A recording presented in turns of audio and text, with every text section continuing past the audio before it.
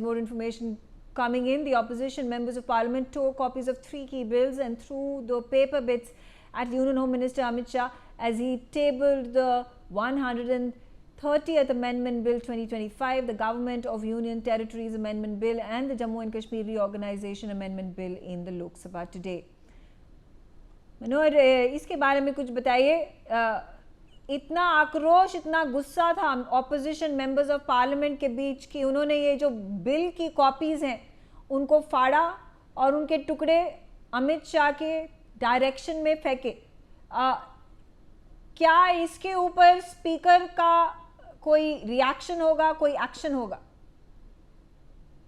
देखिए, बिल्कुल एक्शन हो सकता है, लेकिन जब अमित शाह जवाब दे रहे थे तो उस दौरान जो है सो वेल में सभी टीएमसी के सांसद पहुंच गए और वो लगातार हंगामा करते रहे. रकस होने लगा, स्लोगनी होने लगी, एफआईआर को लेकर के वो कह रहे थे और साथ ही साथ इस बिल के खिलाफ भी थे. तो ऐसे में जब वो अमित शाह के पास गए तो उन्होंने एक डॉक्यूमेंट को फाड़ करके उस औरतें का, हमने कल्याण बनर्जी से भी बात की जो टीएमसी के सांसद थे, तो उन्होंने कहा कि हमने जो है डॉक्यूमेंट नहीं फाड़ा है, किसी और हमारे सांसद ने फाड़ा है, लेकिन बिल की कॉपी नहीं थी. लेकिन जब हमने वीडियो देखा, जब सदन चल रहा था, उस समय उनके पास एक डॉक्यूमेंट फटा हुआ उनके सामने से गिरा है.